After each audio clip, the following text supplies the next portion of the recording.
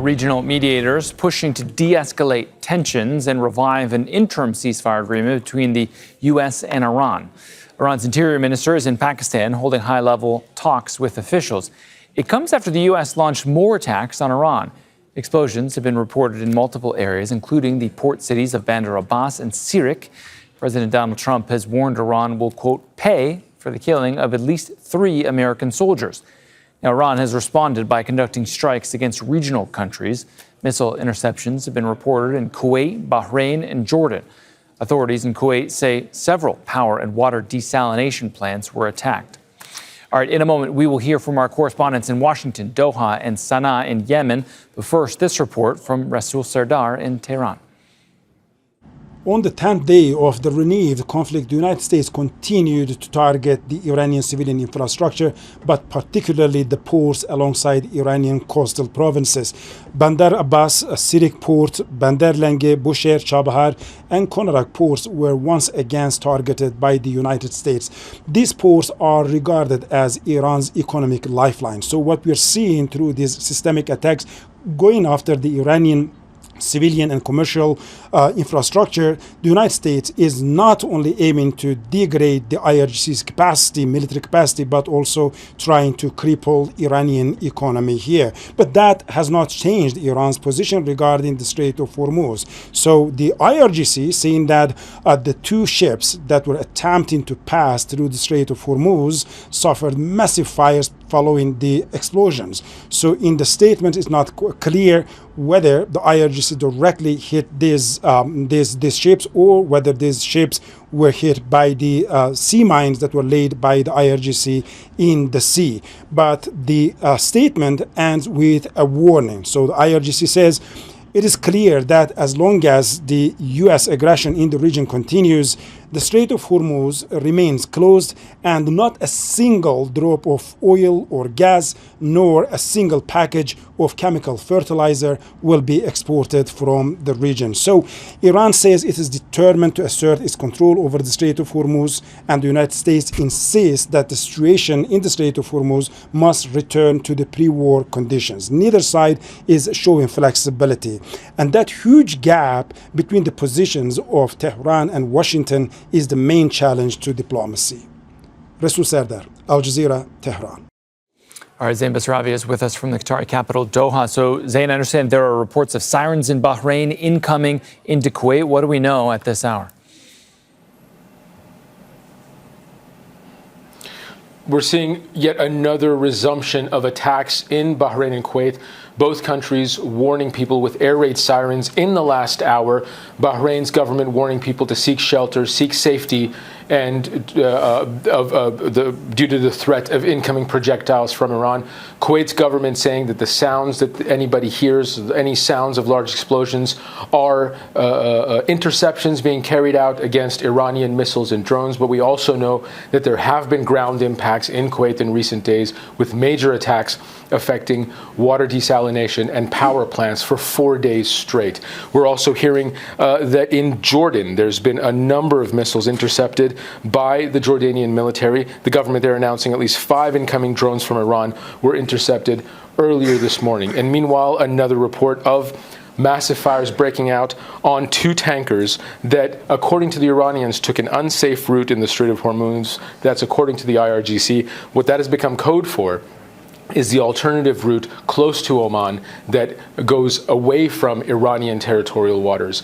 And what we are seeing Iran do over and over again. Now, the latest escalation by the United States, renewing strikes on Iran into its 2nd week. Iran mirroring attacks by attacking regional countries in retaliation.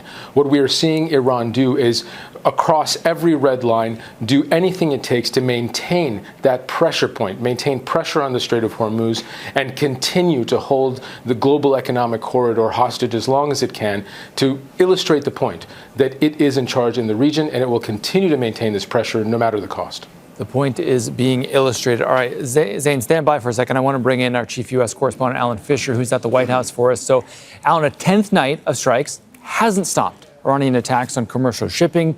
What is the end goal here for the Americans, and how is President Trump justifying this to his own voters who are going to the polls in midterms in just a few months from now? Well, let's split that into two questions. First of all, what's the end goal? Donald Trump hasn't articulated that. The idea, of course, is that they want to get back to the ceasefire, which people are talking about. But he does have plans to escalate if that is the case, and that's the decision he makes. At the moment, people feel that there's almost a stalemate, that they continue to attack targets that are linked to the Republican Guard and also to Iran's ability to strike international shipping. But if they start to move in to start attacking infrastructure, that will then feel more like an attack on the Iranian people. And the Americans still hold out a faint hope that there could be some kind of internal regime change, even faint though that is. How is Donald Trump selling this to the public? Well, he hasn't really done it much.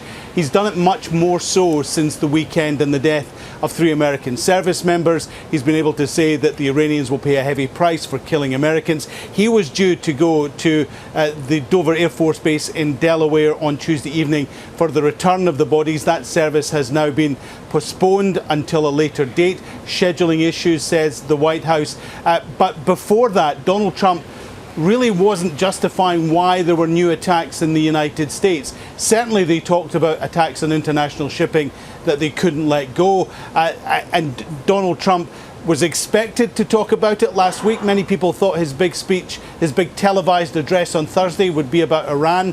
In the end, it wasn't. So he hasn't really kind of sold this to the American people much beyond they killed 3 Americans, therefore we have to avenge their deaths. Okay, so while all of this is happening, Alan, you also have a U.S. official telling Al Jazeera that there are still talks with Iran that are taking place in the background.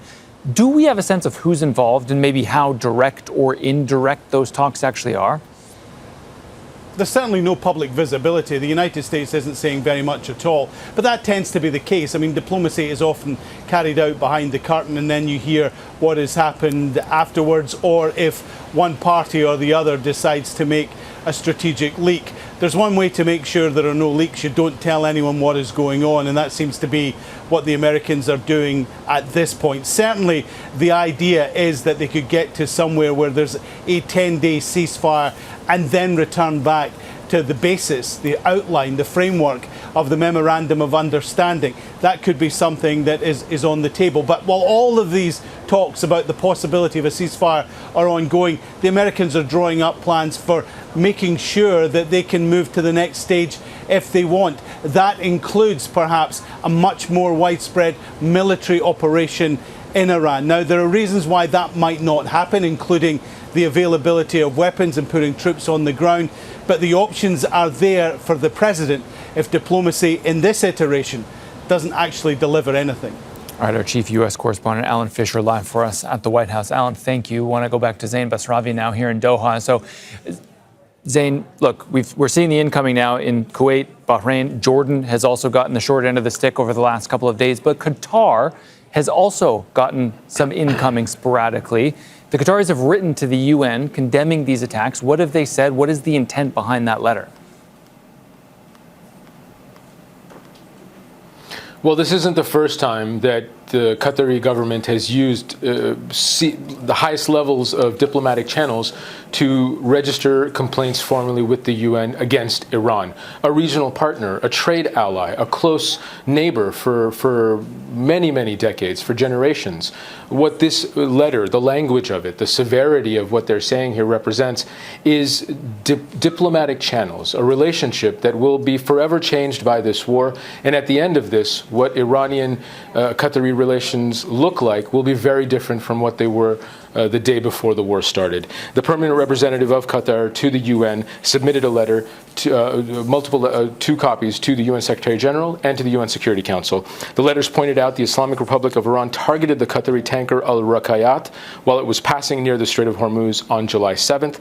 It also noted missile and projectile attacks, drone attacks on July 12th that the armed forces repelled. Debris fall injuring people, including a child among 3 that were injured, another specific missile attack on July 17th. So these letters look at specific incidents and they illustrate them to renew Qatar's condemnation of Iranian attacks and strong denunciation of these attacks, but also to register these as formal complaints legally at the highest level of global governance, and to affirm that this aggression by Iran constitutes not just a departure from international law, but a violation of Security Council resolutions. And they they continue to point out that they hold Iran fully legally responsible for all damages caused to Qatar as part of their retaliatory strategy in this war. It also goes on to say they maintain their right to self-defense as per Article 51 of the UN Charter, and that they will take any means necessary to protect their sovereignty and to protect the lives of their citizens and residents in Qatar. This is incredibly strong language. They've done it before. They're doing it again. And what this illustrates is not just how upset GCC countries are, but how willing Iran is to carry on, continue crossing red lines, continue violating international law to maintain its military posture in the Strait of Hormuz. All right, Al Jazeera's Zain Basravi live for us here in Doha. Zain, thank you.